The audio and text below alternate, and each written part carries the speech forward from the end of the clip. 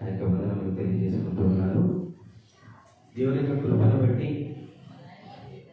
మనల్ని ఎంతగానో ప్రేమించి నిజంగా తన ఆశ్చర్యకరమైనటువంటి క్రియల చేత మనల్ని నడిపిస్తూ ఈ నూతన సంవత్సరంలో ప్రతి శుక్రవారం కూడా ఇంతకుముందు మనం చేస్తున్నటువంటి ప్రాక్టీస్ ఏంటంటే ప్రతి శుక్రవారం కూడా ఒక్కొక్కరి గృహంలో కూడుకోవాలనేది మనం పెట్టుకున్న నియమము, పరస్పరం అందరం మాట్లాడుకొని.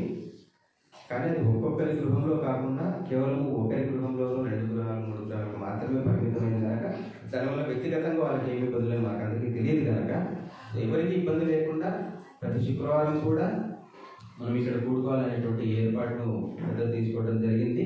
దానికి మనం అందరం కూడా ఉపయోగి ఉన్నాము. అండ్ సెకండ్ థింగ్ వచ్చేసి ముఖ్యంగా ప్రతి శుక్రవారం కూడా ఆదివారం యొక్క బోధ ఏదైతే మనం తీసుకుంటూ ఉన్నామో దానికి సంబంధించి విశ్వాస సంబంధమైన బోధలోనే ఉంటూ డాక్ట్రినల్ బైబిల్ డాక్ట్రిన్స్కి సంబంధించి ఏదైతే ఉందో అంటే దేవుని యొక్క మూల సిద్ధాంతాలు, దేవుని యొక్క వాస్తవికమైనటువంటి కోణం ఏదైతే ఉందో వాటికి సంబంధించిన మెసేజెస్, వాటికి సంబంధించిన స్టడీ మనం ప్రతి శుక్రవారం కూడా చేసుకోవాలని నిశ్చయించుకున్నాము. అందులో భాగంగా చేరవలసిన ప్రతి ఒక్కరికి కూడా ముందుగా చెప్తున్న ఉద్దేశం ఏమిటి అంటే ఇక్కడ మన సహవాసులు మాత్రమే కాకుండా అంటే నాతో వచ్చిన సహోదరి గురించి ప్రస్తావిస్తున్నారు. వాళ్ళు మాత్రమే కాకుండా పల్లె నుంచి ఇంకా సహోదరులు కూడా వచ్చి ఉన్నారు. సో ఆదివారము మనం వాళ్ళకి చెప్తున్న విషయం కూడా ఆదివారము you can go to your own home churches. ఆదివారం కూడా మీరు అలా వెళ్ళొచ్చు. కానీ శుక్రవారము దేవుడి యొక్క జ్ఞాన అభిలాష ఉంది కాబట్టి రావాలని మిమ్మల్ని మరొకసారి ఆహ్వానిస్తూ ఉన్నాను. మన వాళ్ళకి చెప్పడం ఏమిటి అంటే ప్రతి దాంట్లో కూడా మనం ఒక టార్గెట్ పెట్టుకుంటాం. అసలు నాకు కూడా నేను సేల్స్లో ఉన్నాను కాబట్టి టార్గెట్ అనేది నాకు బాగా సోదరుడుగా ఉన్నాడు. టార్గెట్ అంటే ఏంటనేది తెలుసు ఇక్కడ చేస్తున్న చాలామంది కూడా. సో సేల్స్లో ఒక టార్గెట్ ఇస్తాను అంటే ఈ నెంబర్ నువ్వు చేయాలి ఖచ్చితంగా అని ఒక టార్గెట్ ఇస్తాను.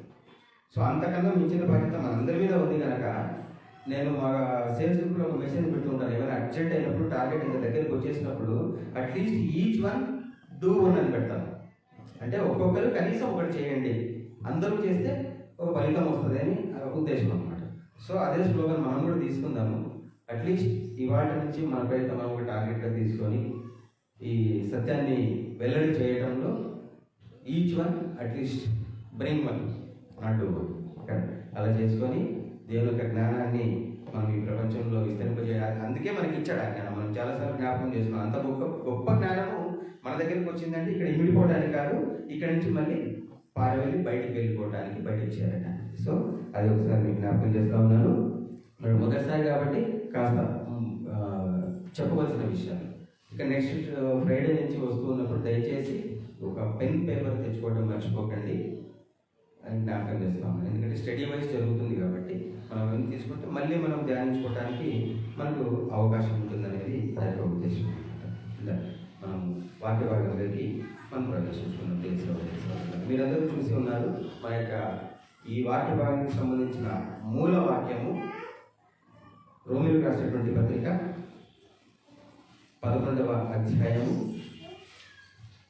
33వ వచనము. రోమిలకు రాసినటువంటి పత్రిక 11వ అధ్యాయము 33వ వచనము.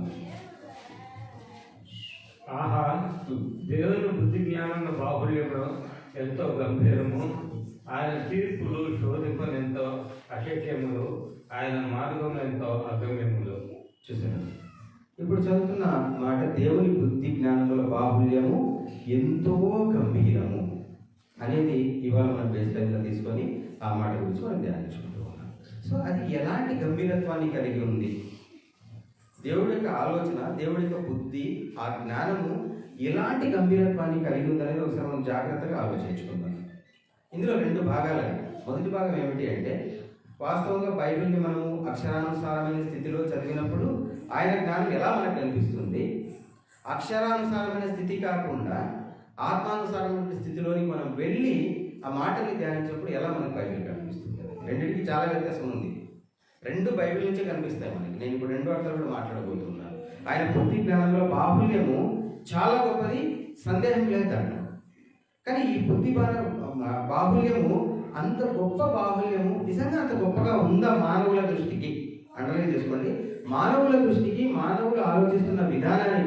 ఆయన బుద్ధి జ్ఞానంలో బాహుల్యం నిజంగా అంత గొప్పగా ఉందా లేక సర్వసాధారణంగా ఉందా? మొదటి విషయం.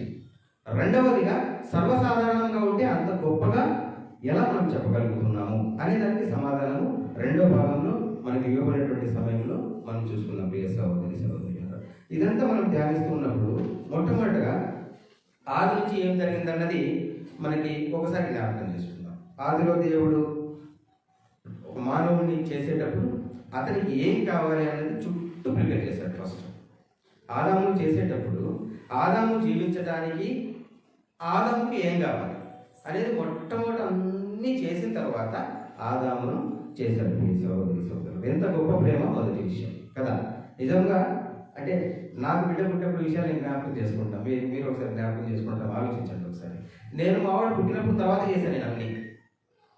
వాస్తవంగా నాకు బిడ్డ పుట్టిన తర్వాత వాడి కోసం ఏం కావాలో చేశాను నేను, ముందేం ప్లాన్ చేయలేను. కానీ దేవుడు మన కోసం ఏం కావాలో చాలా ముందు ప్లాన్ చేసేసి అన్నీ ప్రిపేర్ చేశాడు. అంతగా ప్రేమించాడు దేవుడు. ప్రేమించిన తర్వాత ఆదాము నుండి ఆ పక్కటెముక తీసి హవ్వను చేసి దాని తర్వాత వారికి ఏదైతే ఆజ్ఞ ఇచ్చాడో ఆయన, నువ్వు పండు తినకు అని చెప్పేసి ఆజ్ఞ ఇచ్చాడు. ఆ తర్వాత విషయం పండు తిన్నారు, ఆజ్ఞ బీరాడు. ఇక్కడ దేవుడి ఆలోచన విధానాన్ని మనం చూస్తున్నాం. దేవుడు ఎలా ఆలోచిస్తాడు అనేది మనం ఆలోచిస్తున్నాం. ఎందుకంటే ఆయన రాసిన బుక్కే కదా బైబిల్ అన్నది. ఆయన ద్వారా ప్రేరేపించబడి రాయబడిన గ్రంథమే బైబిల్. సో బైబిల్లో ఉన్నది ఎవరి ఆలోచన? దేవుని ఆలోచన. సో ఆయన ఎలా ఆలోచిస్తాడు, ఏంటి ఆయన క్యారెక్టరైజేషన్ ఏంటి, ఆయన ఆలోచించే విధానం ఎలా ఉంటుందో మనకు తెలిస్తే ఇందులో ఉన్న థీమ్ అర్థమవుతుంది మనకి కదా. సో ఆ మాటలు ఎలా రాయించాడు, ఏంటి ఆయన ఆలోచించిన విధానం ఏంటో, ఆయన ప్రవర్తించిన విధానం మనం చూస్తే అర్థమైపోతుంది. ఇప్పుడు నేను కోపంగా మాట్లాడుతున్నానంటే నేను కోపిష్టి, నా ప్రవర్తన ఏంటనేది చూసే వాళ్ళకి అర్థమవుతుంది. సో ఇప్పుడు మనం వాక్యాన్ని చూస్తూ ఉన్నాము, అర్థం చేసుకుందాం ఎలా ఆలోచించాడు ఆయన అన్నది. సో మొట్టమొదటిగానే మనకు అర్థమైపోతుంది ఏమంటే, నేను చెప్పిన మాట మీరు వినలా. ఎవరు? ఆదాము హవ్వను మీరు వినలా. సో దేవుడికి ఏమొచ్చేసింది? కోపం వచ్చేసింది.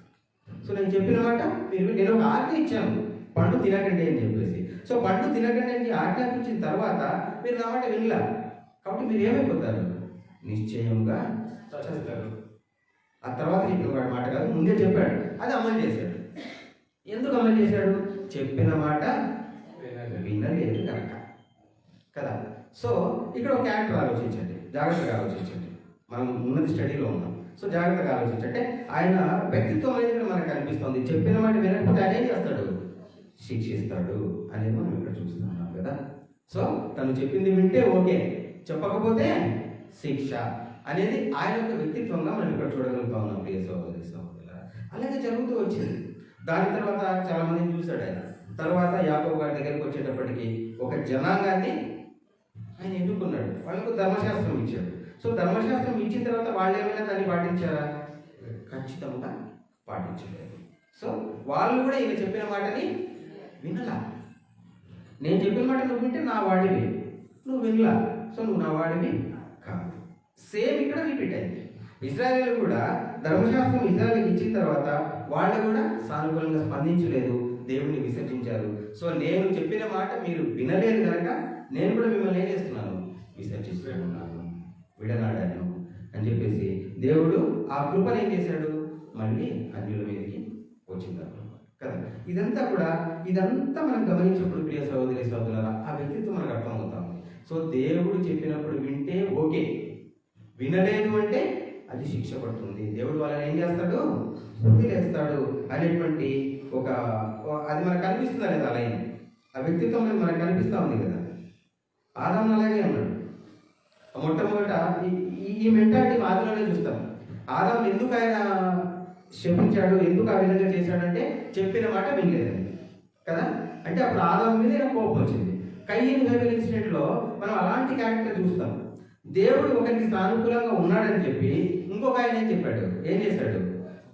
చంపేశాడు కదా. అంటే ఆ వ్యక్తి ఆయనకి పడలేదు.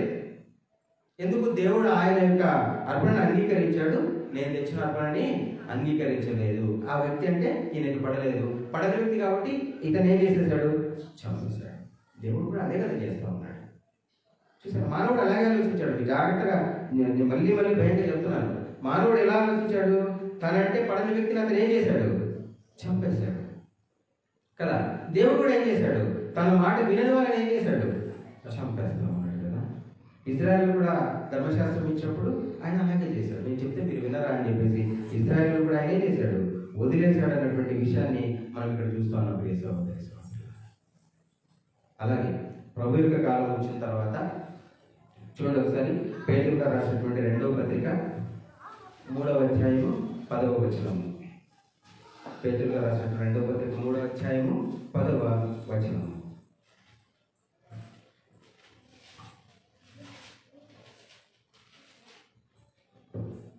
అయితే ప్రభువు దినము దొంగ వచ్చినట్లు వచ్చును.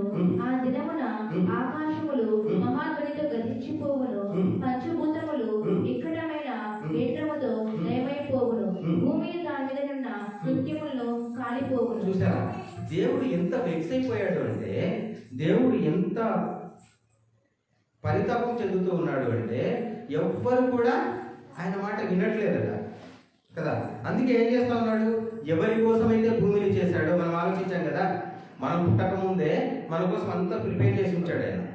సో ఎవరి కోసమైతే భూమిని చేశాడో ఆయన ఏమైపోయాడు? చనిపోయాడు. సో భూమిలో ఉన్న వాళ్ళంతా కూడా ఎవరు ఆయన మాట వినట్లేదు. ధర్మశాస్త్రం ఇచ్చాడు, వినలేదు. కొంతమంది మాత్రమే దాని నుంచి బయటకు వచ్చారు. తర్వాత ప్రభు ద్వారా సత్యం ఇచ్చాడు. ఇప్పుడు ఎంతమంది వింటున్నారు? లెక్క ప్రకారం చాలా మంది వింటున్నారు. ఇది గ్రాఫ్ సర్టిఫికేట్ ఇవి తీసుకుంటే చాలా మంది వింటున్నారు. కానీ ఆయన లెక్క ప్రకారం చూడండి ఒకసారి.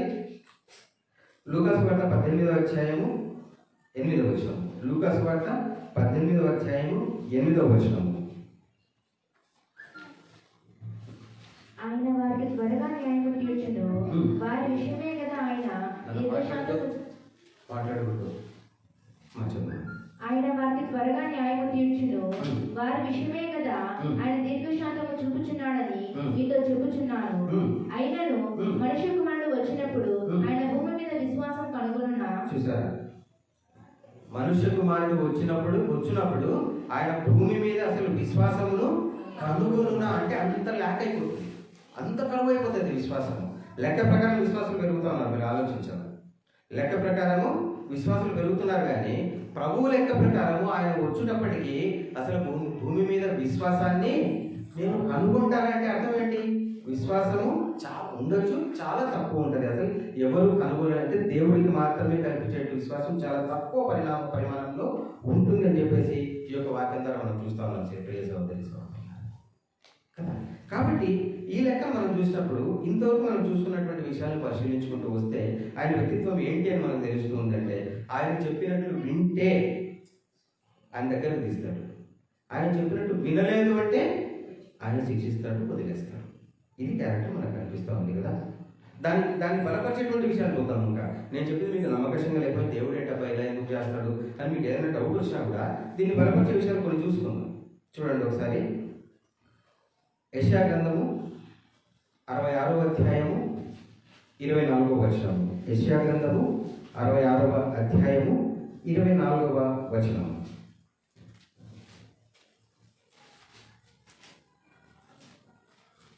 వారు పోయి నా మీద తిరుగుబాటు చేసిన వారి కళేబరములను తేరి చూచెదరు. వాటి పురుగు చావదు, వాటి అగ్ని ఆరిపోదు, అది సమస్త శరీరులకు హేయముగా ఉండును. చూసారా ఏంటంట?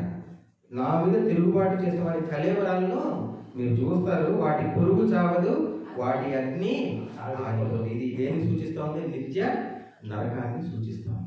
ఆయన మీద ఎవరైతే తిరుగుబాటు చేశారో, ఆయన మాట ఎవరైతే వినలేదో వాళ్ళని ఏం చేస్తాడంటే ఆయన అగ్నిలో వేస్తాడు.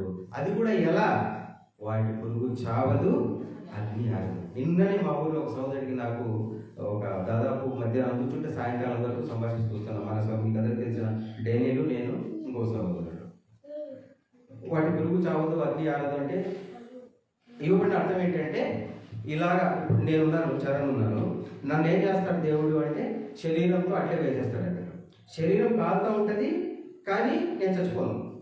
మీరు గమనించాల్సిన విషయం ఏంటంటే, నేను చచ్చిపోయిన తర్వాత జరిగేది. నేను చచ్చిపోయిన తర్వాత నన్ను శరీరంతో తీసుకెళ్ళి అగ్నిలో వేసి మొత్తం కాలిస్తే నేను కేకలేస్తూ ఉంటాను. ఇలా జరుగుతుంది. అదే దాని అర్థము. వాటి పురుగు చావదు, అగ్ని ఆరదు అనేది. ఎస్, నేను ఫస్ట్ చెప్పాను. అక్షరార్థంగా చదివినప్పుడు మనకి ఎలా కనిపిస్తుంది. సో దేవుడు చూశాడా?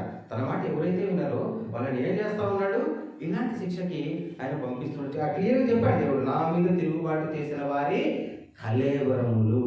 ఆలోచించండి, ఆయన మీద తిరుగుబాటు చేస్తే ఎలాంటి పరిస్థితికి మనం లోనవుతాం అనేది ఇక్కడ తెలియజేస్తూ ఉన్నాడు. అలాగే చూడండి, మత్తయి గారు రాసినటువంటి సువార్త 25వ అధ్యాయము 41వ వచనము. మత్తయి గారు రాసినటువంటి సువార్త 25వ అధ్యాయము 41వ వచనము.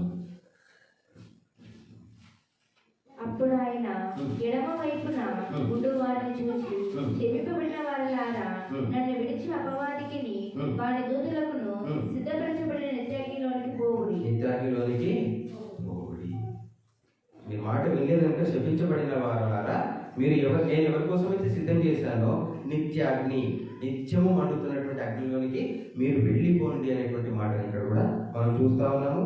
అలాగే మార్కు సువార్త 9వ అధ్యాయము 47 మరియు 48 వచనములు. మార్కు సువార్త 9వ అధ్యాయము 47 మరియు 48 వచనములు. నీ కన్ను నిన్ను అభ్యంతరపరిచిన ఎడల దాన్ని తీసి పారవేయుము. రెండు కన్నులు కలిగి నరకంలో పడవేయబడట కంటే ఒంటి కన్ను గలవాడవై దేవుని రాజ్యంలో ప్రవేశించటం మేలు. నరకమును వాడి పురుగు చావదు, అగ్ని ఆరదు. చూసాం, మీరు ఆదరించి మీరు లింకప్ చేయండి. ఆయన లక్షణాన్ని మనం మాట్లాడుతున్నాం, ఆయన ఎలా ఆలోచిస్తాడనే విషయాన్ని మనం మాట్లాడుతున్నాం. ఆదిలో ఆదాముతో అదే పని చేశాడు కదా.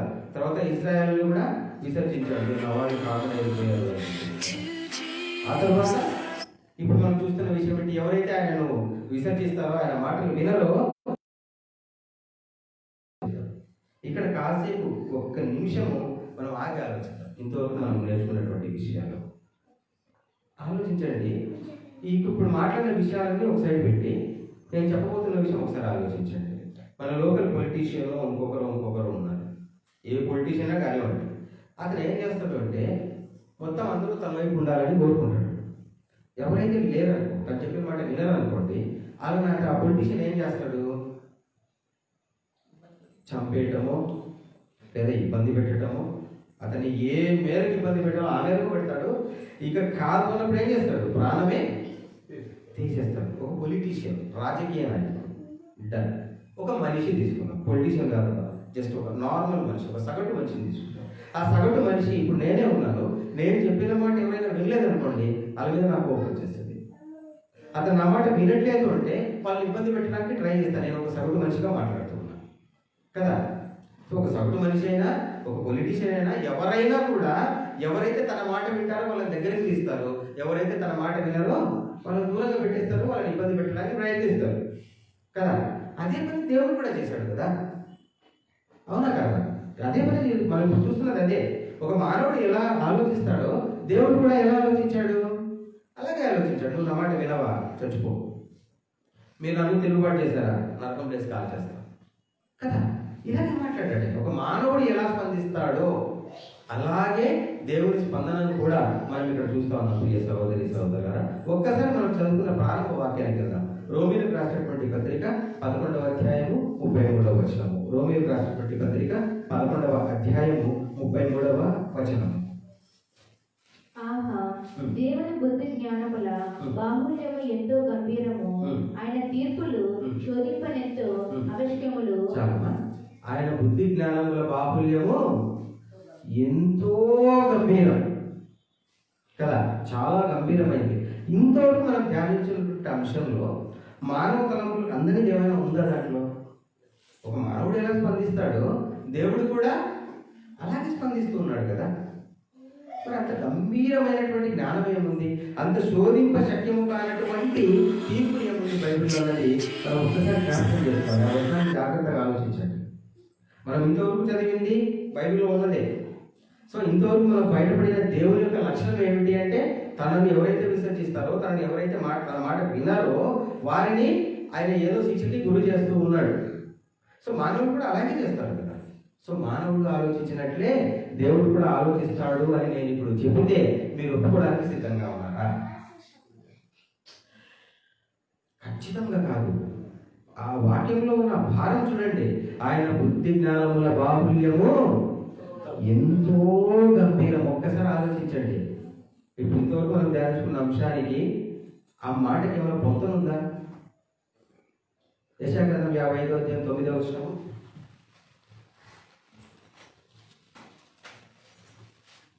యెషయా గ్రంథం 55వ అధ్యాయం 9వ వచనం. ఆకాశములు భూమికి పైన ఎంత ఎత్తుగా ఉండవో మీ మార్గముల కంటే నా మార్గములు, నీ తలంపుల కంటే నా తలంపులు అంత ఎత్తుగా ఉన్నవి. చూసారా, ఈ మాట ఎన్నిసార్లు మనం ధ్యానించుకొని ఉంటాం. ఆకాశానికి భూమికి ఎంత తేడా ఉందో మీరు ఆలోచించే విధానానికి నేను ఆలోచించే విధానానికి అంత తేడా ఉంది అంటున్నాడు ఆయన. మరి ఇంతవరకు మనం చూసుకున్న లక్షణం ఎలా ఉంది? సేమ్ ఒక మానవులాగా ఆలోచించాడు ఆయన. పొందన ఏమైనా కుదురుతుందా? బైబిల్లో ఆయన చెప్తున్న మాట ఏంటి? మీరు ఎలా ఆలోచిస్తారో నేను అలా ఆలోచించను. మీరు ఆలోచిస్తున్న విధానానికి నేను ఆలోచిస్తున్న విధానానికి ఏది కిలోమీటర్ 2 కిలోమీటర్ల తేడా కాదు. భూమికి ఆకాశానికి ఉన్నంత తేడా అది కొలవలేదు. డిస్టెన్స్ చెప్పడానికి నాకు మాట్లాడలేదు. ఇదంటే కిలోమీటర్ 2 కిలోమీటర్లు వాడేసాను, కానీ భూమికి ఆకాశానికి తేడా అంటే నాకు తెలియదు. అనంతం కదా, అంత తేడా ఉండట. మరి ఇంతవరకు మనం ధ్యానించుకున్న లక్షణం ఏంటి? ఒక మానవుడు ఎలా స్పందిస్తాడో, ఒక మానవుడు తనని పడని వ్యక్తిని ఎలా శోధించాలని, ఎలా భయపెట్టాలని, ఎలా బాధ పెట్టాలని, కాకపోతే చంపేయాలని ప్లాన్ చేస్తాడో దేవుడు అలాగే చేస్తున్నాడు. భయపెట్టి దేవుడు ఒక మెట్టు పైన పెట్టారు మన వాళ్ళు. అదేమిటి అంటే అట్లీస్ట్ మానవుడు చంపేస్తాడు, దేవుడు చంపిన తర్వాత మళ్ళీ చదవకుండా వేధిస్తాడు. ఎలా? మరి మానవుల ఆలోచనకి మీ తలపులకి నా తలపులకి తేడా ఉందని ఆయన చెప్తూ ఉన్నాడే. ఏంటి తేడా? బుద్ధి జ్ఞానంలో బాహుల్యం చాలా గంభీరం అంటున్నాడే. ఏమిటి ఆ గంభీరం అంటే బియాండ్. ఏదైతే మనం ఇంతవరకు ధ్యానించామో ఆ అవతల ఏదో ఉంది. మనం అంతవరకు ఆగిపోతే మానవుడికి దేవుడికి తేడా లేదు, కన్ఫర్మ్. కానీ ఇంతవరకు ధ్యానించింది కన్నా ఏదో గంభీరమైనది, ఏదో ఇంతవరకు ధ్యానించింది భూమి తలంపులే, మనుషుల తలంపులే కదా. ఆకాశంలో ఉన్న తలంపులేదో అది గమనించినప్పుడు మనకు అర్థమవుతుంది. మనలాగా నిజంగా ఆ వాక్యం నిజంగా గొప్పదే కదా, నిజంగా సముచితమే కదా ఆ మాట అనడం. బుద్ధి జ్ఞానముల బాహుల్యము చాలా గంభీరం అన్నది కానీ, మీ తలంపులకి నా తలంపులకి భూమికి ఆకాశానికి ఉన్నంత తేడా ఉంది అన్నది కానీ అవును, వాస్తవమే అనిపిస్తుంది తర్వాత విషయాలు మనం ఆలోచించినప్పుడు. ప్రియ సహోదరి సహోదరులారా, దీనిలో ఉన్నటువంటి ఇంకొకటి విషయం ఏంటి అంటే, ఈ యొక్క కాన్సెప్ట్ ఏదైతే ఉందో అంటే తనను దేవుడిని విసర్జించిన వారిని దేవుడు ఏదైతే చేస్తాడనే ఉద్దేశం ఏదైతే ఉందో అది కేవలం క్రైస్తవంలోనే మాత్రమే కాదు, కానీ అన్నింటిలోనూ ఉంది. ఒక ధర్మంలో ఆ లిస్ట్ ఏదో శిక్షణ లిస్టు సంథింగ్ ఉంది. ఇంకొక ధర్మంలో గెహన్నా అని చెప్పేసి ఇస్లాంలో అంటారు, క్రైస్తవంలో నరకం అంటారు. అంతా ఒకటే ఉంది. సో ఎక్కడ కూడా దీన్ని మించిన వాస్తవం మనకు కనిపించదు. బైబిల్లో అదే ఉంది, అక్షరానుసారంగా చూసినప్పుడు బైబిల్లో అదే ఉంది, ఇతర గ్రంథాల్లో కూడా అదే ఉంది కదా. సో ఇప్పుడు దాన్ని బట్టి మనకి ఏమర్థం అవుతుంది? దాంట్లో ఉన్నది సత్యమా, దీంట్లో ఉన్నది సత్యమా? అన్నిట్లో ఒకటే ఉంది. అన్నిట్లో ఒకటే ఉన్నప్పుడు అక్కడ ఉంది ఇది సత్యమని, దాన్ని నేను యాక్సెప్ట్ చేస్తాను. మరి ఇది సత్యమైనప్పుడు అక్కడ అదే ఉంది కదా, అక్కడ కూడా అదే ఉంది, అది కూడా సత్యమైన అగ్రీ చేయాలి మనం ఖచ్చితంగా. ఎందుకంటే దీనికి మించి లేదు అక్కడ కూడా. అక్కడ కూడా అదే ఉంది. ఏదైతే ఇంతవరకు మనం మాట్లాడుకున్నామో అక్కడ కూడా అదే ఉంది. చచ్చిపోయిన తర్వాత గెహన్నాకి వెళ్తారని ఒక ధర్మం అంటుంది, చచ్చిపోయిన తర్వాత నరకానికి వెళ్తారని ఇంకొక ధర్మం అంటుంది. ఇక్కడ అదే ఉంది, అక్కడ అదే ఉంది, అక్కడ అదే ఉంది, అన్ని చోట్ల అదే ఉంది. సో అది కూడా సత్యమని యాక్సెప్ట్ చేద్దామా? అది ఇక్కడ అదే ఉంటే అది సత్యమని యాక్సెప్ట్ చేస్తాను నేను కూడా. కానీ ఇక్కడ అది లేదు. అక్కడ ఏదైతే ఉందో ఇక్కడ అది లేదు. ప్రియ సహోదరి, ఇక్కడ దానికి మించిన ప్రేమ దేవుడు మనకు చూపిస్తూ ఉన్నాడు అనే విషయాన్ని మనం జ్ఞాపకం చేసుకోవాలి. సో ఇంతవరకు దేవుడు ఎలా ఆలోచిస్తాడు అనేటువంటి విషయాన్ని మనం గమనించుకున్నాం అక్షరానుసారంగా. అంటే దేవుడు ఒక నార్మల్గా ఆలోచిస్తాడు మానవుల దృష్టి ప్రకారము. ఒక మానవుడు ఎలా స్పందిస్తాడో అలాగే స్పందిస్తాడు అనే విషయాన్ని మనం చూసుకున్నాం. అది ఎలా ఉందంటే ఒక సంకుచిత స్వభావాన్ని పోలి ఉంది. ఎందుకంటే ప్రభువు చెప్పాడు, మిమ్మల్ని ప్రేమించే వారిని మాత్రమే ప్రేమిస్తే మీకేమి మెప్పుకోగలరు, అలాగే పాపులను చేయదురు కదా అని చెప్పేసి ప్రభువు చెప్పాడు కదా. మరి మిమ్మల్ని ప్రేమించిన వాళ్ళని మాత్రమే మీరు ప్రేమిస్తే మీకేం మెప్పు కలుగుతుంది, పాపులు కూడా అలా చేస్తారన్న ఆయన విసర్జించిన వాళ్ళని ప్రేమించడా? మిమ్మల్ని విసర్జించిన వాళ్ళని మీరు ప్రేమించండి అన్నాడు ఆయన. మీ శత్రువులను సైతం మీరు ప్రేమించండి అన్నాడు ఆయన. మరి అలాంటి ఆయన శత్రువుల్ని ప్రేమిస్తాడా ప్రేమించడానికి క్వశ్చన్ చేసుకుంటే ఒక బేసిక్ విచక్షణ మనకి సమాధానం చెప్పేస్తుంది. దేవుడు ఇచ్చిన జ్ఞానం మనకి సమాధానం చెప్పేస్తుంది. అవునా కదండి? చూద్దాం వాక్యానుసారంగా ప్రియ సహోదరులు ఎలా ఆయన ఆలోచించాడు అనేది. మనం ఇంతవరకు చూసుకున్నది ఏమిటి అంటే ఒక నార్మల్గా ఆలోచించాడు అని మనం అనుకుంటున్నాము. ఒకసారి ఆలోచిద్దాము ఎలా దానికి సమాధానం మనం చెప్పుకోవాలనే విషయాన్ని చూడండి. ఒకసారి యెషయా గ్రంథం 28వ అధ్యాయము 13వ వచనం. యెషయా గ్రంథము 28వ అధ్యాయము 13వ వచనం.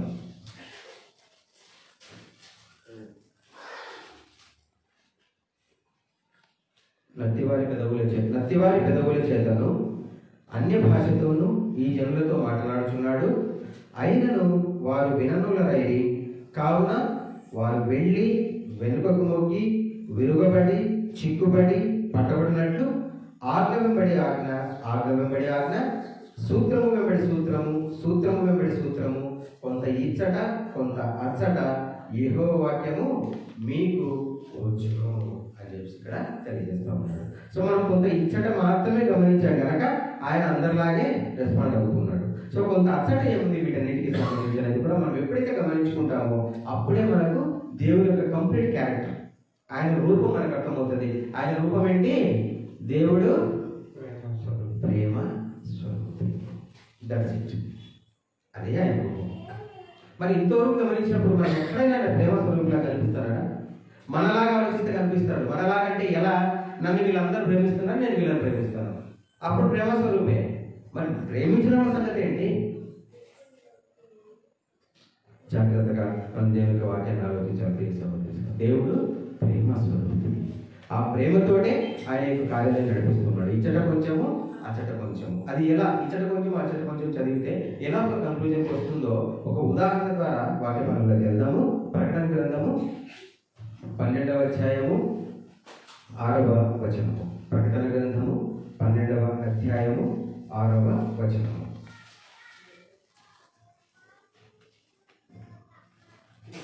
ఆ స్త్రీ అరణ్యములకు పారిపోయెను. అచట వారు 1260 దినములు ఆమెను పోషింపవలనని దేవుడు ఆమెకు ఒక స్థలం సిద్ధపరిచి ఉంచెను. చూసారా? ఆ స్త్రీ అరణ్యములకు పారిపోయాను. ఆ స్త్రీ అనేది సంఘము అని మనకు తెలిసిన అంశమే. అరణ్యం అంటే ఏమిటి అని కూడా మనకు తెలుసు. 1260 దినములు ఆమెను పోషింపవలని ఆ కాలం గురించి మాత్రం మాట్లాడతాం. ఇచ్చట కొంచెము అచ్చట కొంచెము చదివితే మనకి ఎలా అర్థమవుతుంది అనేది ఎగ్జాంపుల్ కోసమే నేను చూపిస్తా ఉన్నాను తప్పిస్తే ఆ అంశాన్ని నేను వెళ్ళట్లేదు. 1260 దినములు అనేది ఇక్కడ క్యాలిక్యులేషన్ ఒకటి మనం చూస్తా ఉన్నాం. సో ఈ క్యాలిక్యులేషన్ మనం చూసినప్పుడు అక్షరార్థంగా మనం తీసుకున్నాం అనుకోండి, ఆ ఎన్ని దినాలు? 1260 దినములు అని మనకు కనిపిస్తుంది కదా. సో అసలు దినం అంటే ఏమిటి అనేది మనకు అక్కడ లేదు. అక్కడ రాయబడింది 1260 దినములు అని చెప్పేసి. సో ఇది ఎక్కడో ఇచ్చట కొంచెం చూసాం కదా, ఎక్కడో అసలు కొంచెం ఉంటుంది. ఆ కొంచెం చూస్తే ఇది ఏమిటి అనేది మనకు క్లారిటీ వస్తుంది. చూడండి ఒకసారి యెహెజ్కేలు గ్రంథము 4వ అధ్యాయము 6వ వచనము. యెహెజ్కేలు గ్రంథము 4వ అధ్యాయము 6వ వచనము. నా జనుల కుమారి చేసిన దోషము సొదొమ పాపం కంటే అధికము. ఎవరునూ దాని మీద చెయ్యి వేయకుండానే సంఖ్యాకాండము 14వ అధ్యాయం 34వ వచనము.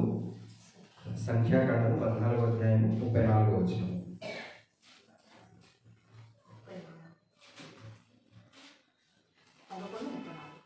14:34. మీరు ఆ దేశమును సంచరించి చూచిన 40 దినముల లెక్క ప్రకారము దినములకు 1 సంవత్సరము చొప్పున 40 సంవత్సరములు మీ దోష శిక్షను భరించి నేను మిమ్మల్ని రోసివేసినట్టు తెలుసుకొందురు. తోసివేసినట్టు మీరు ఆ దేశమును సంచరించి చూసిన 40 దినముల లెక్క ప్రకారము, 40 దినములు లెక్క ప్రకారము దినములకు 1 సంవత్సరము చొప్పున. ఏదైతే మనం ప్రకటన 12వ అధ్యాయంలో మనం చూసుకున్నామో 1260 దినములని మనం చూసుకున్నాం కదా, అక్కడ దినమునకు 1 సంవత్సరము లెక్క 1260 సంవత్సరములు ఆ క్యాలిక్యులేషన్. చరిత్రలో అలాగే యాజ్ ఇట్ ఈస్ వెంట్రుక వాసి కూడా తేడా లేకుండా జరిగింది చరిత్రలో. 1260 సంవత్సరముల చరిత్ర. ఆ స్త్రీ అరణ్యానికి వెళ్ళి అక్కడ ఇబ్బంది పడిన చరిత్ర 1260 సంవత్సరం. ఎందుకు మీకు చూపించాలి అంటే ఇచ్చట కొంచెము అచ్చట కొంచెము రెండు కలగలిపినప్పుడే మనకు ఒక అర్థం వస్తుంది. అలా కాకుండా మనం ఇంతవరకు వన్ సైడెడ్ ధ్యానించుకున్నాం. సో నేను పగలు ప్రతీకారాన్ని ఇష్టపడతాను. సో నేనేం చేస్తున్నా, ఆ గట్టితో నేను వాక్యాన్ని ధ్యానించినప్పుడు దేవుడు నా మాట వింటే ఇలా ఉంటాడు, వినకపోతే అలా ఉంటాడు అని తెలుస్తుంది. కానీ వాక్యానికి ఆ సమతుల్యత ఉండాలి కదా. మన వాక్యము చదివేటప్పుడు మీ ఆలోచనలు నా ఆలోచనలు భూమికి ఆకాశానికి ఉన్నంత తేడాలో ఉన్నాయి అని ఆయన చెప్పినప్పుడు ఆ సమతుల్యత ఎక్కడ ఉంది? మానవుడు రెస్పాండ్ అయినట్లు ఆయన రెస్పాండ్ అవుతున్నాడు. బుద్ధి జ్ఞానముల బాహుల్యము ఎంతో గంభీరం అన్నాడు. ఎక్కడ గంభీర్యం ఉంది? మానవుడు ఎలా రెస్పాండ్ అవుతున్నాడు? ఆయన అలాగే స్పందిస్తున్నాడు కదా మానవుడిలాగా, కానీ ఆయన స్పందించాడు అనే విషయాన్ని మనం ఇక్కడ చూడగలుగుతాం. సహోదరి సో ఈ చెడ్డ కొంచెం ఆ చెడ్డ కొంచెం మనం కొన్ని వాటిని ఇలా చూసుకున్నాం. పురుగు చావదు, అగ్ని ఆరదు, నిత్యాగ్ని, ఇవన్నీ కూడా మనం చూసుకున్నాం కదా. సో ఈ నిత్యాగ్ని గురించి మనం ఆలోచించినప్పుడు ఆయన ఈ అగ్ని అనే విషయాన్ని గురించి ఇజ్రాయెల్కి సంబంధించి ఒక మాట మాట్లాడతాం. ఆయన ఏం చేశాడు అంటే ఇజ్రాయెల్కి ఆజ్ఞ ఇచ్చాడు, ఒక ధర్మశాస్త్రం ఇచ్చాడు. దీని ప్రకారం మీరు నడవాలి అని చెప్పేసి ఆయన చెప్పాడు. కానీ ధర్మశాస్త్రం ప్రకారం వాళ్ళు నడవకుండా కాలక్రమేణా వాళ్ళు ఏమైపోయారు? అన్యులతోటి కలిసిపోయి వాళ్ళ పిల్లల్ని ఇల్లు పెళ్లి చేసుకొని వీళ్ళ పిల్లల్ని వాళ్ళకిచ్చి పూర్తిగా సంప్రదాయాలు కూడా కలగలిసిపోయేలాగా వాళ్ళు మింగిలైపోయారు. ప్రియ సహోదరి సహోదరులారా, ఇక్కడ మళ్ళీ ఒకటి జ్ఞాపకం చేస్తున్నాను. అలా మింగిలైపోయి క్రైస్తవంలోకి వచ్చిన జాడ్యమే ఇవాళ చాలా జరుగుతుంది. అఫ్కోర్స్ మనకి ఇవ్వబడిన సత్యము, మనకి ఇవ్వబడిన ఓదార్పుకరమైన మాట ఏంటంటే నేను అనుమతించాను అన్నది. ఆయన అనుమతించాడు కాబట్టి ఇవన్నీ జరుగుతూ ఉన్నాయి. సో అప్పుడు కూడా ఆ శరీర సంబంధమైన ఇజ్రాయెల్ కూడా భ్రష్టపడిపోయారు. ఇవాళ ఆత్మ సంబంధమైన ఇజ్రాయెల్ పరాయి ఈ నమ్మకాలలో ఎలా భ్రష్టపడిపోతున్నారో అప్పుడు శరీర సంబంధమైన ఇజ్రాయెల్ కూడా అలాగే పట్టిపోయి వాళ్ళు ఏ లెవెల్కి ఎదిగారట? తమ పిల్లల్ని మోలేకు దేవతకు, అగ్ని దేవతకు ఆహుతి బలి ఇచ్చేవాళ్ళు అనే విషయాన్ని చూడండి. లేవియా కాండము ఆయన ఆజ్ఞాపిస్తున్నది చూద్దాం. ఫస్ట్ లేవియా కాండం 18వ అధ్యాయము 21వ వచనం. లేవియా కాండము 18వ అధ్యాయము 21వ వచనము.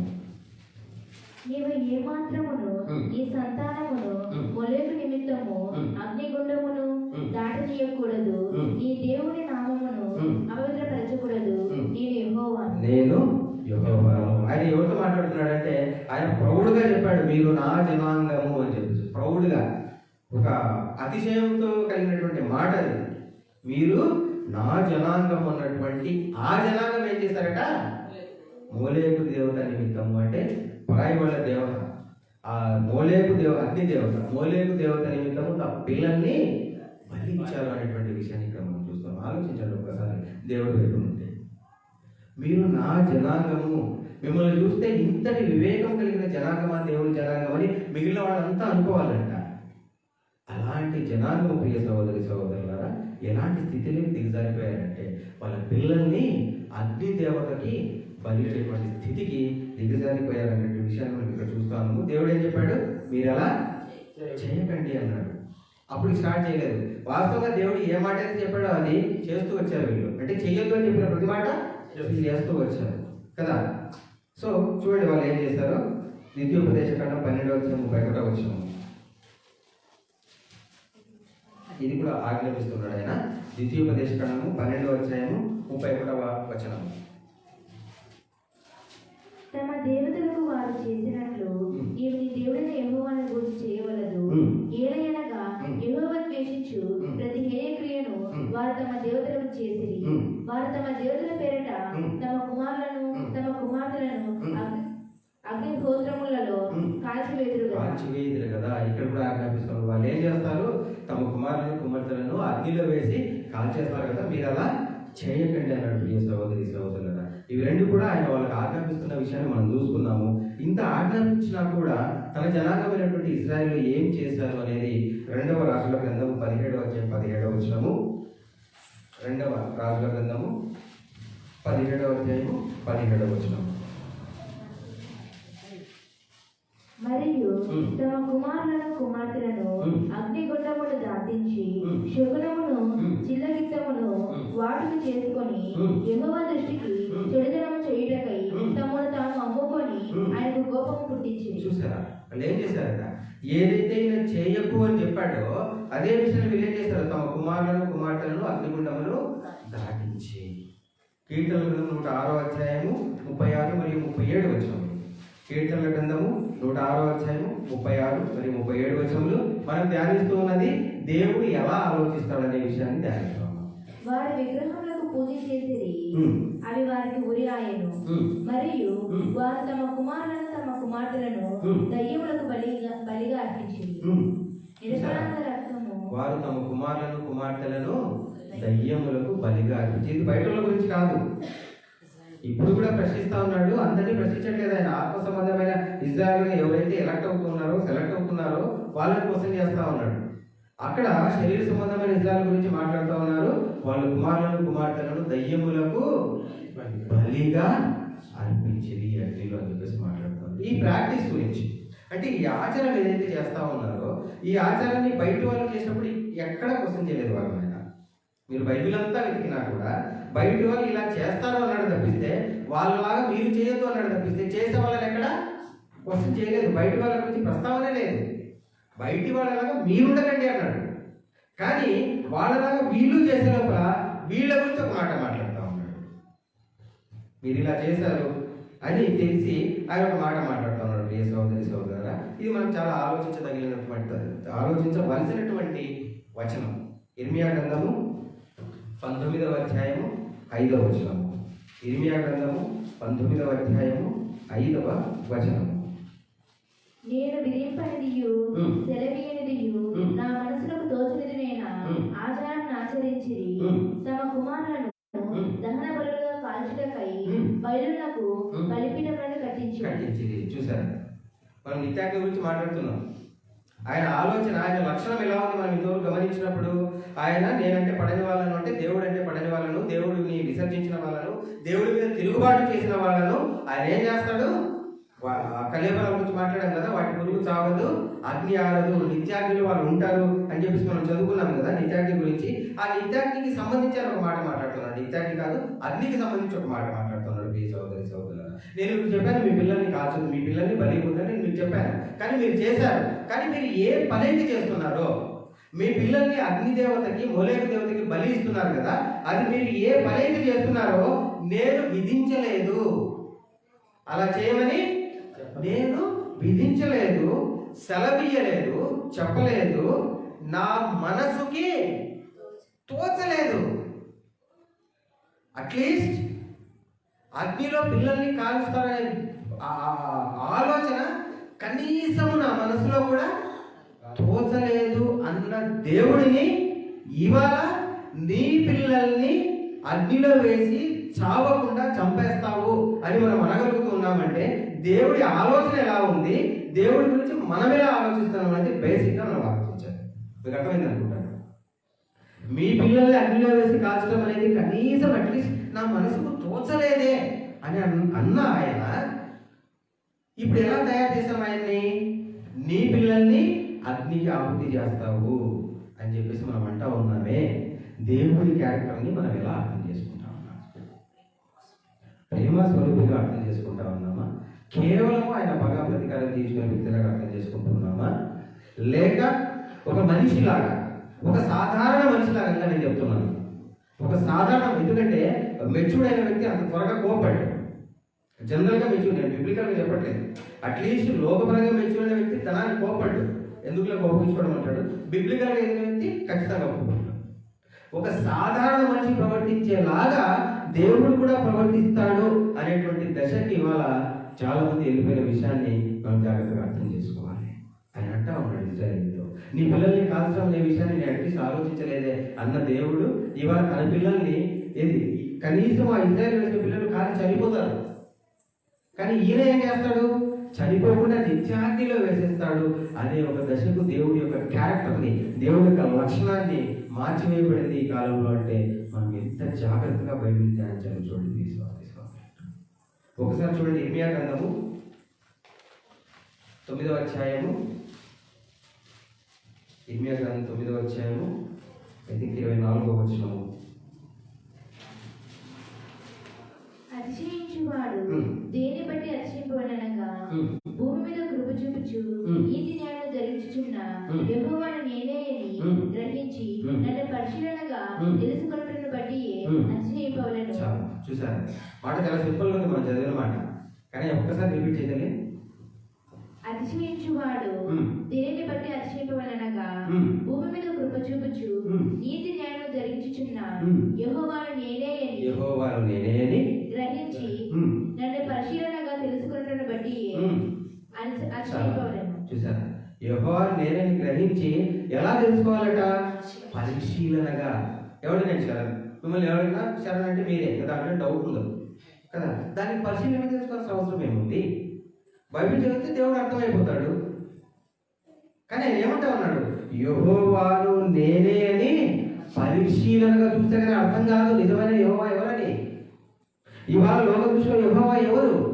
టార్చర్ గాడ్, హింసకు సంబంధించిన దేవుడు యెహోవా, లోకానికి సంబంధించి. కానీ మన దేవుడు ఎవరు? ప్రేమ స్వరూపుడైన యెహోవా. ఎందుకంటే పరిశీలనగా చూసి తెలుసుకునేటువంటి జ్ఞానం దేవుడి కృప వల్ల అలాంటి ధన్యత బ్రదర్ ద్వారా మనకి ఇచ్చాడు. ఇవాళ మన పరిశీలన చూసి గర్వంగా చెప్పుకుంటున్నాం. అవి గర్వం అంటే నెగిటివ్ దృష్టిలో వెళ్ళకండి. ప్రభు నామాన్ని బట్టి, దేవుని నామాన్ని బట్టి మనం గర్వంగా చెప్పుకుంటున్నాం. ఎస్, నా దేవుడు నిజంగా ప్రేమ స్వరూపి అని చెప్పుకుంటున్నాం. ఆయన స్వరూపం. ఎందుకంటే ఆయన క్లియర్గా బైబిల్లో పెట్టిందంతా ఆయన ప్రేమ. ఇక్కడ బేసిక్ ఒక డౌట్ వస్తుంది. మళ్ళీ బ్రదర్ మీరు బాగానే చెప్పారు, సరే మీరు చెప్పిన ప్రకారం ఓకే, మరి భయం లేకపోతే మనిషి ఎలా మాట్లాడు? ఏదో ఒకటి పెట్టాలి కదా. నిత్యము వేధిస్తాడంటే భయం అన్నా ఉంటే మనిషి మాట్లాడు కదా అని మన వాళ్ళకి ఒక ధర్మసందేహం రావచ్చు. నీవెవరయ్యా భయపెట్టి మాట్లాడితే యూ? నీవెవరు భయపెట్టి మార్చడానికి? ఆయన భయపెట్టి మాట్లాడితే నువ్వెవరు? నిన్నెవరు? Just within fraction of seconds కదా. సెకండ్లో 1000 వంతులు 1,00,000 వంతుల టక్కని భయపెట్టేసి మార్చగలను ఆయన. నువ్వు నేను ఇన్స్ట్రుమెంట్స్ ఆయనకి, టూల్స్ భయపెట్టి మార్చడానికి.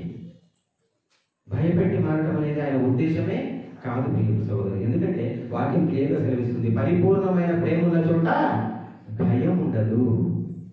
ఒక కుమారుడు తండ్రి పట్ల భయపడతాడు. ప్రాక్టికల్గా మనమే ఆలోచిద్దాం. నా కొడుకు నా పట్ల భయపడతాడు, డన్, ఓకే. కానీ నేను ఏం కోరుకుంటానో తెలుసా? వాడు భయపడి మంచిగా ఉండకూడదు. మా నాన్న నాకు ఇది చేశాడు, మా నాన్న నన్ను ఇంత మంచిగా చూసుకుంటాడు, ప్రేమతో నేను చెప్పిన మాట వినాలి. కానీ భయపడి చెప్పిన మాట విన్నాడు అనుకోండి, నేను ఉన్నంతసేపు భయపడతాడు. నేను లేనప్పుడు మా ఇంట్లో అదే జరుగుతుంది. యాక్చువల్గా మా చిన్నోడి విషయంలో ట్రై చేసుకున్నాం మార్చడానికి కదా. అలాగే ఆయన పిల్లలమైన మనము ఇప్పుడు ఆయన ఏం కోరుకుంటున్నాడు? నీవు పరిపూర్ణమైన సత్యముతో ఆత్మతో నన్ను ఆరాధించు అంటూ ఉన్నాడు. నీకు భయం ఉన్నప్పుడు సత్యము అయినంత ఎక్కడ ఉంది నీకు? సింపుల్. నేను చాలా ఎగ్జాంపుల్ చెప్పాను, ఒకసారి జ్ఞాపకం చేస్తూ ఉన్నా. ఇక ఇటు సైడ్ వచ్చేసి నరకం, నిత్యాగ్ని ఏదో ఉంది, ఇటు సైడ్ దేవుడు ఉన్నాడు. నేను దేని చూసి భయపడుతున్నా? ఇంతవరకు చదివిన వాక్యాలన్నీ కూడా ఏంటి? మా దేవుడి దగ్గరికి వెళ్ళకపోతే ఇక్కడికి వెళ్తా, దేవుడి మాట వినకపోతే ఇక్కడికి వెళ్తా. అంటే నా చూపు అంతా ఎక్కడ ఉంది? ఇక్కడ ఉంది. సో నా చూపు ఇక్కడ ఉంది, నడక ఇటు ఉంది. ఉండట్లేదు, చూపు ఇటువైపు ఉంది, భయంతో చూపు ఉంది, నడక మాత్రం దేవుడి వైపు ఉంది. దేవుడు ఏం కోరుకుంటున్నాడు? నీకు అది ఉందా లేదా పక్కన పెట్టేసే. ఫస్ట్ నన్ను చూడు, నేను ఏం చేశానో నీ కోసం ప్లాన్ చూడు. కేవలం నీ కోసం మాత్రమే కాదు, నీ చుట్టూ నువ్వు ఎవరైతే తిట్టుకుంటున్నావో, ఎవరైతే అయ్యో ఏమైపోతాడు వీడని నువ్వు అంటూ ఉన్నావో, అతని గురించి కూడా నేను ఏం చేస్తానో చూడు అంటున్నాడు ఆయన. అది చూసినప్పుడు ఇది మనకు అవసరం లేదంట, ఇది గుర్తు కూడా రాదు. అది చూసినప్పుడు అయ్యో ఇంత చేశాడా, ఇంత ప్రేమించాడా, నిజమే ఈయన ప్రేమ స్వరూపి అని అర్థమవుతుంది. సో దేవుని యొక్క లక్షణాన్ని మనం ఎలా మారుతుంది? భయపెట్టి మార్చాలనేది మానవతలో, అది మానవుడికి వేరే దారి లేదు కదా.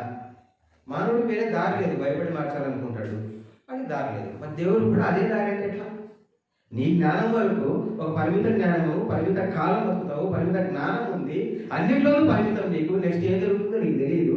వీటన్నిటికీ వైస్ వర్సా ఆపోజిట్ ఆయన. నెక్స్ట్ ఏం జరుగుతుందో నాకు తెలియదు, ఆది నుంచి అంతవరకు ఏం జరుగుతుందో ఆయనకు తెలుసు. మరి నా మెంటాలిటీ లాగా భయపెడితేనే నా కొడుకు మాట్లాడాలనుకుంటే ఆయన కూడా అట్లే, ఆయన పిల్లలు కూడా భయపెడితే మారుతాడంటే ఎలా? మనకు తెలియని మార్గం ఏదో పెట్టుకుంటాడు కదా ఆయన.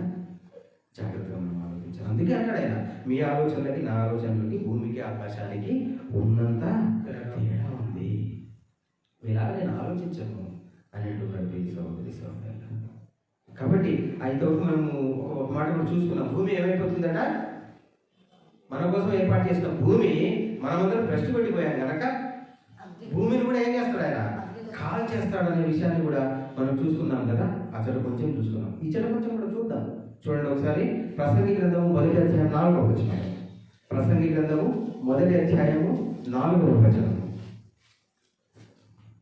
తరము వెంబడి తరము గతించిపోవచ్చున్నది, భూమి భూమి ఒకటి ఎల్లప్పుడూ నిలుచుచున్నది. ఇదేలా తరము వెంబడి తరము గతించిపోతుందట, కానీ భూమి ఒకటే ఎల్లప్పుడూ, దేవుని మాట ఎల్లప్పుడూ నిలుచుచున్నది. మీలో మైండ్ కొట్టేస్తుంటుంది, అది కూడా దేవుడి మాటే కదా. భూమి కాలిపోతుంది అని చెప్పేసి నేను కాదంటే అది కూడా దేవుడి మాటే. కానీ సమతుల్యత మనం ఆలోచించాలి. అక్కడేమో కాలిపోతుందని చెప్పాడు, ఇక్కడ ఏమంటాడు ఆయన? భూమి ఒకటే ఎల్లప్పుడూ నిలుస్తుంది. ఎందుకు నిలవాలి భూమి? ఎందుకు పెట్టాలి భూమిని ఆయన? చూడండి ఒకసారి యెషయా గ్రంథం 66వ అధ్యాయం మొదటి వచనం. యెషయా గ్రంథము 66వ అధ్యాయము మొదటి వచనం. నేను 10 నిమిషాలు ముగిస్తాను.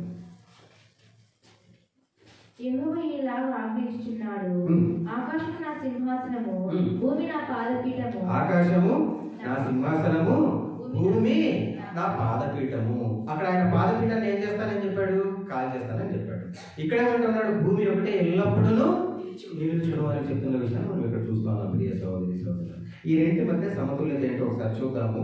యెషయా గ్రంథం 60వ అధ్యాయం 13వ వచనం. యెషయా గ్రంథము 60వ అధ్యాయము 13వ వచనం. నా పరిశుద్ధాలయపు మ్మ్. అలంకారము మ్మ్. నిమిత్తమై మ్మ్. లెబానోను శ్రేష్టమైన దేవదారు వృక్షములను, మ్మ్. సరళ వృక్షములను, మ్మ్. గొజ్జి చెట్లను మ్మ్. నీ ఎద్దకు తేబడును. మ్మ్. నేను నా పాదస్థలమును మ్మ్. మహిమపరచెదను. నేను నా పాదస్థలమును, ఏమిటి ఆయన పాదస్థలం? భూమిని చదువుకున్నాం కదా, భూమి నా పాదపీఠం అని. ఆ పాదపీఠాన్ని, ఆయన పాదస్థలాన్ని ఆయన ఏం చేయబోతున్నాడు? మహిమపరచబోతున్నాడు. ప్రియ సహోదరి సహోదరి, కానీ ఈ సగం ఎక్కడుంది? మరుగున పడిపోయింది. ఉన్న సగం ఏంటి అంటే భూమి నాశనం అయిపోతుంది. సగం ఇక్కడ, సగం కాదు, కొంతమంది ఇక్కడ, కొంతమంది అక్కడ. కానీ ఇక్కడ వాక్యం ద్వారా చూస్తా ఉన్నాము, భూమిని ఆయన ఏం చేయబోతున్నాడు? మహిమపరచబోతున్నాడు. ఏమిటా మహిమ? ఎలా భూమి మహిమపరచబడబోతా ఉంది?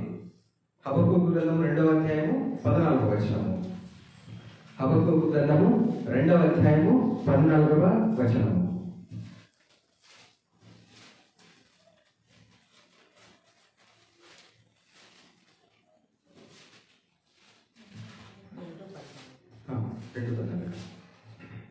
ఏలైనగా సముద్రము జలములతో నిండి ఉన్నట్టు భూమి యెహోవా మహాత్మ్యమును గూర్చిన జ్ఞానంతో నిండి ఉన్నది. చూసారా?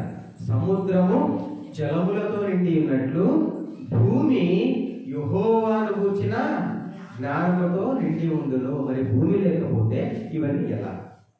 భూమి లేకపోవడం అనే క్వశ్చన్ ఎందుకంటే క్లియర్గా చెప్పేశాడు, నేను నా పాదస్థలమును మహిమపరుస్తాను అన్నాడు. సో ఆ భూమి మీద సముద్రము జలముతో నిండినట్లు ఎలా ఉంటుందో భూమి అంతా కూడా యెహోవాను గూర్చిన జ్ఞానంతో నిండి ఉంటుంది కనుక ఆ పాదస్థలము మహిమపరచబడుతుంది. ప్రియ సహోదరి సహోదరులు, అలాగే చూడండి కీర్తనల గ్రంథము 46వ అధ్యాయము 10వ వచనము. కీర్తనల గ్రంథము 46వ అధ్యాయము 10వ వచనము.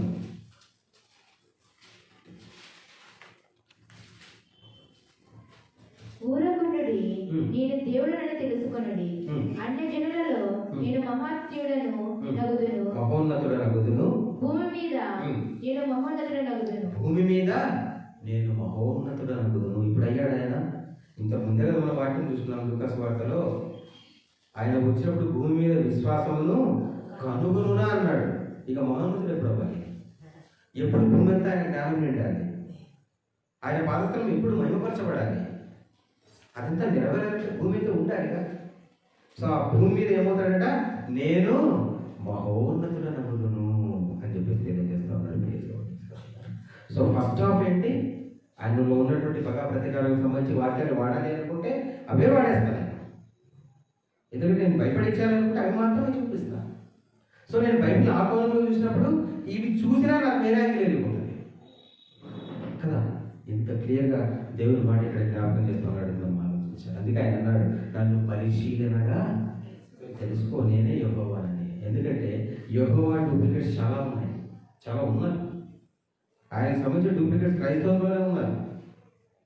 పరిశీలనగా చూస్తే కానీ ఆయన మనకు అర్థం కాదనే విషయాన్ని ఇక్కడ మనం జ్ఞాపకం చేసుకుంటూ ఉన్నాం. ప్రియ సహోదరి సహోదరులు, ప్రభువుకు సంబంధించి కూడా చాలా రొటీన్గా ఒక మాట వాడతాం, లోక పాపములను మోసుకొని పోవు దేవుని యొక్క. చాలా ఫ్లోలో వాడేస్తాం కదా. కానీ అదే ఫ్లోలో వాడుతున్న మనము ఆయన లోక పాపాలను మోసుకొని పోయాడు అనేటువంటి సిచ్యువేషన్ అలాగే కంటిన్యూ చేస్తే ఆయన కొంతమంది పాపాలు మాత్రమే మోసుకెళ్ళాడు అనే అర్థంలో మాట్లాడతారు. ఎలా చెప్పినా నేను మరణించాను, పాపిగా మరణించాను, పచ్చి పాపిగా నేను మరణించాను. మరణించిన తర్వాత రేపు నన్ను ఎక్కడేస్తాడు? ఇప్పుడు మాట్లాడుకున్న ఫస్ట్ హాఫ్లో మాట్లాడుకున్న ప్రకారము నరకంలో వేస్తాడు. ప్రభువు నా పాపాన్ని మోసాడని కదా, మోసుంటే నాకు నరకం ఉండకూడదు. మొయ్యలేదనన్నా చెప్పండి. అప్పుడు మొయ్యలేదు అంటేనే నాకు నరకం కదా. నా పాపాలను తీసివేశాడా లేదా? నా పాపాల కోసం ఆయన మరణించాడా లేదా? మరణించాడు అంటే నేను నరకానికి వెళ్ళకూడదు. నీ కోసం కాదు, నమ్మిన వాళ్ళ కోసమేనా చెప్పండి. వాక్యం అలాగే మార్చాలి. నమ్మిన వాళ్ళ కోసమే ఆయన మరణించాడు. అప్పుడు లోక పాపం మోసుకొని పోయిన కొరకిలా కాదు, ఎవరైతే నమ్మారో వాళ్ళ పాపాలను మాత్రమే మోసుకెళ్తాడని మనం మాట్లాడుకోవాలి. ఇక్కడ ఇలా మాట్లాడి ఇంకొక అలా మాట్లాడి ఎక్కడ కోఆర్డినేషన్ లేకుండా కలగూర గంపలాగా మనం వాక్యాన్ని ధ్యానించకూడదనే విషయాన్ని ఇక్కడ జ్ఞాపకం చేస్తున్నాం. ఆయన ఎంతమంది కోసం మరణించాడు ఆల్రెడీ మనం చూసుకున్నాము. ఒక వాక్యాన్ని చూసుకొని ఒక 2 వాక్యాలు చూసుకొని ముగించుకున్నాము. ఫిబ్రవరి రాసిన పత్రిక 2వ అధ్యాయం 9వ వచనము. ఫిబ్రవరి రాసినటువంటి పత్రిక 2వ అధ్యాయము 9వ వచనము. దేవుని కృప వలన ఆయన ప్రతి మనిషిని కొరకు మరణం అనుభవించినట్లు, దేవుని కృప వలన ఆయన ఎంతమంది కోసం మరణం అనుభవించాడు? ప్రతి మనుషుని కొరకు మరణం అనుభవించాడు. తను నమ్మినుల కోసమా నమ్మనుల కోసమా లెక్క దేవుడి దగ్గర లేదు. తను సృష్టించినటువంటి ఆదాము నుండి ఎంతమంది అయితే వచ్చారో అంతమంది కోసము ఆయన మరణాన్ని అనుభవించాడు అనేటువంటి విషయాన్ని ఇక్కడ మనం చూస్తా ఉన్నాం. అలాగే చూడండి, ఆదికాండం 22వ అధ్యాయం 18వ వచనము మనం చాలా ధ్యానించుకున్నాము. ఆదికాండం 22వ అధ్యాయము 18వ వచనము.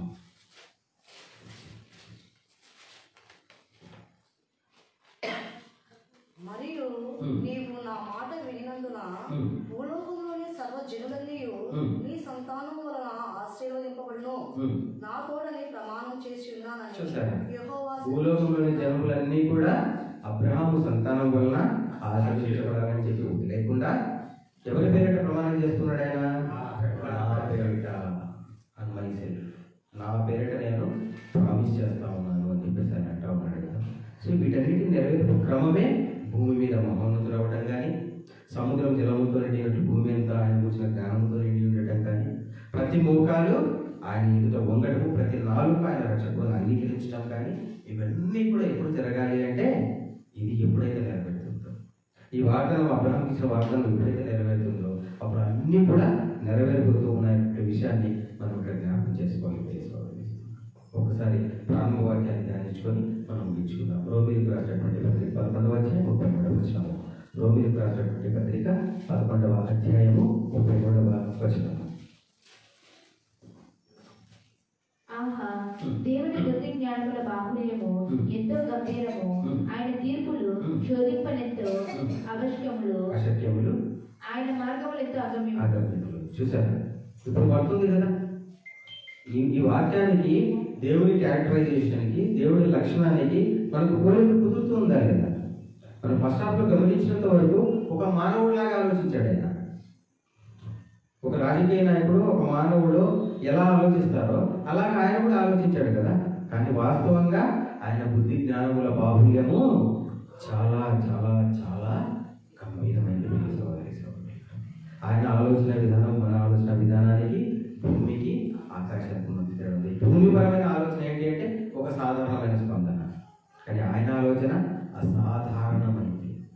నిజముగా అసాధారణమైన ఆలోచన ఆయన కలిగి ఉన్నాడు. అందుకే ఇక్కడ దేవుని వాక్యాన్ని రాయించాడు, బుద్ధి జ్ఞానముల బాహుల్యము గంభీరము.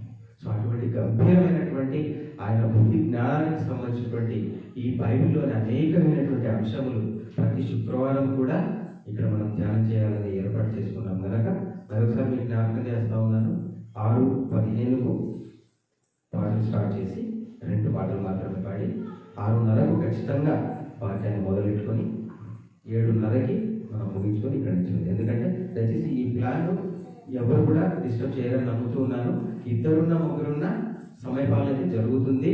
ఎందుకంటే వేరే వాళ్ళకి ఇబ్బంది అవుతుంది, రాలేదని వెయిట్ చేస్తే వేరే వాళ్ళకి ఇబ్బంది అవుతుంది కనుక దయచేసి సమపాలన పాటించాలని కోరుకుంటూ పెన్ను పేపర్ తెచ్చుకోవాలని మరొకసారి జ్ఞాపకం చేసుకుంటూ అందరూ కూడా ఆచరించుకుంటూ ముందుకు